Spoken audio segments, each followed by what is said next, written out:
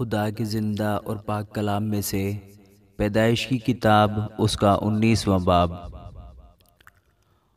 اور وہ دونوں فرشتے شام کو سدوم میں آئے، اور لوط سدوم کے پھاٹک پر بیٹھا تھا، اور لوط ان کو دیکھ کر ان کے استقبال کے لیے اٹھا اور زمین تک جھکا اور کہا، اے میرے خداوندو، اپنے خادم کے گھر تشریف لے چلیے اور رات بھر آرام کیجیے اور اپنے پاؤں دھوئیے اور صبح اٹھ کر اپنی راہ لیجیے۔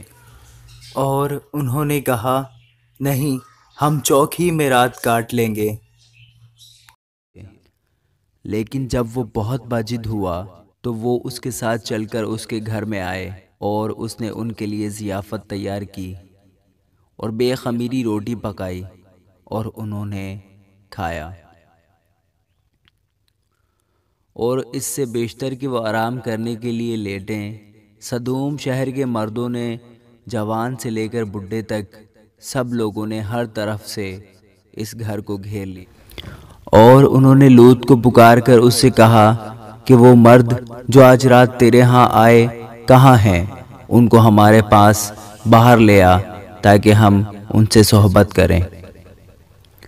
تب لوط نکل کر ان کے پاس دروازے پر گیا اور اپنے پیچھے کواڑ بند کر دیا اور کہا کہ اے بھائیو، ایسی بدی تو نہ کرو۔ دیکھو، میری 2 بیٹیاں ہیں جو مرد سے واقف نہیں، مرضی ہو تو میں ان کو تمہارے پاس لے آؤں، اور جو تم کو بھلا معلوم ہو ان سے کرو، مگر ان مردوں سے کچھ نہ کہنا، کیونکہ وہ اسی واسطے میری پناہ میں آئے ہیں۔ انہوں نے کہا، یہاں سے ہٹ جا۔ پھر کہنے لگے کہ یہ شخص ہمارے درمیان قیام کرنے آیا تھا اور اب حکومت جتاتا ہے، سو ہم تیرے ساتھ ان سے زیادہ بدسلوکی کریں گے۔ تب وہ اس مرد یعنی لوط پر پل پڑے اور نزدیک آئے تاکہ کواڑ توڑ ڈالیں، لیکن ان مردوں نے اپنے ہاتھ بڑھا کر لوط کو اپنے پاس گھر میں کھینچ لیا اور دروازہ بند کر دیا، اور ان مردوں کو جو گھر کے دروازے پر تھے، کیا چھوٹے کیا بڑے، اندھا کر دیا، سو وہ دروازہ ڈھونڈتے ڈھونڈتے تھک گئے۔ تب ان مردوں نے لوط سے کہا، کیا یہاں تیرا اور کوئی ہے؟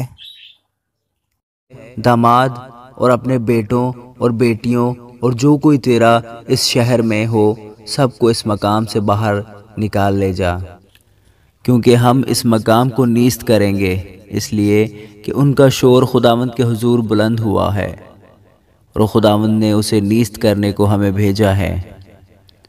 تب لوط نے باہر جا کر اپنے دامادوں سے، جنہوں نے اس کی بیٹیاں بیاہی تھیں، باتیں کی اور کہا کہ اٹھو اور اس مقام سے نکلو، کیونکہ خداوند اس شہر کو نیست کرے گا۔ لیکن وہ اپنے دامادوں کی نظر میں مضحک سا معلوم ہوا۔ جب صبح ہوئی تو فرشتوں نے لوط سے جلدی کرائی اور کہا کہ اٹھ، اپنی بیوی اور اپنی دونوں بیٹیوں کو جو یہاں ہیں لے جا،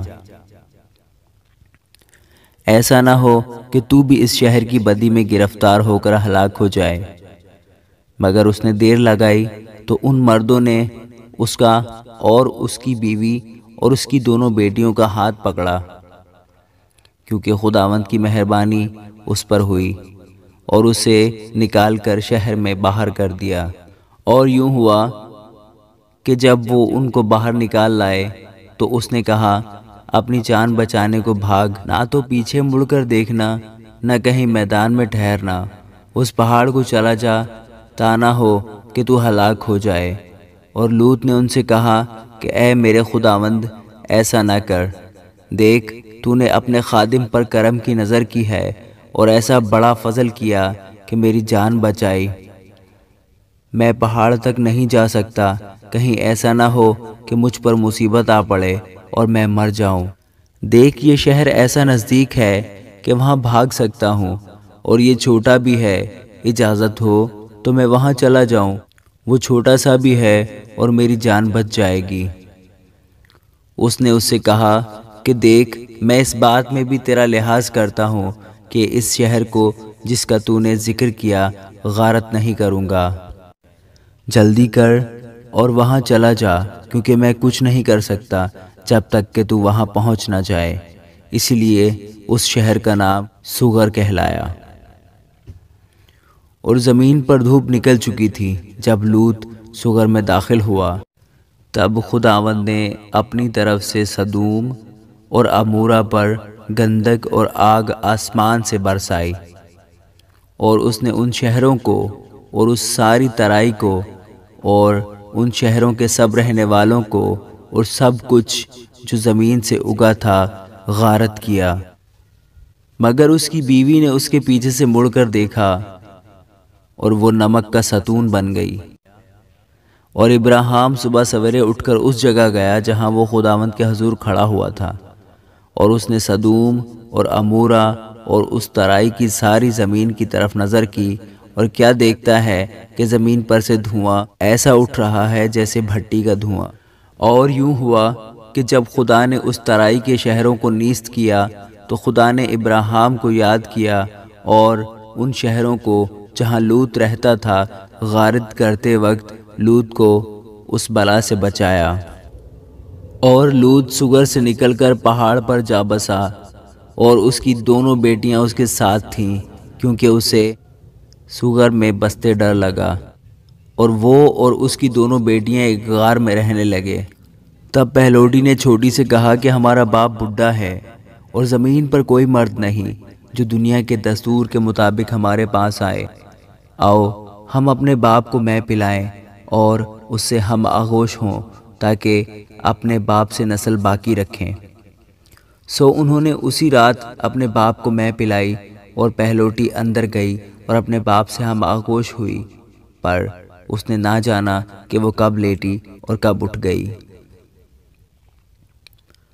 اور دوسرے روز یوں ہوا کہ پہلوٹی نے چھوٹی سے کہا کہ دیکھ، کل رات کو میں اپنے باپ سے ہم آغوش ہوئی، آؤ آج رات بھی اس کو مے پلائیں، اور تو بھی جا کر اس سے ہم آغوش ہو تاکہ ہم اپنے باپ سے نسل باقی رکھیں۔ سو اس رات بھی انہوں نے اپنے باپ کو مے پلائی، اور چھوٹی گئی اور اس سے ہم آغوش ہوئی، پر اس نے نہ جانا کہ وہ کب لیٹی اور کب اٹھ گئی۔ سو لوط کی دونوں بیٹیاں اپنے باپ سے حاملہ ہوئیں، اور بڑی کے ایک بیٹا ہوا، اور اس نے اس کا نام موآب رکھا۔ وہی موآبیوں کا باپ ہے جو اب تک محفوظ ہیں۔ اور چھوٹی کے بھی ایک بیٹا ہوا، اور اس نے اس کا نام بن امی رکھا۔ وہی بنی امون کا باپ ہے جو اب تک موجود ہیں۔ آمین۔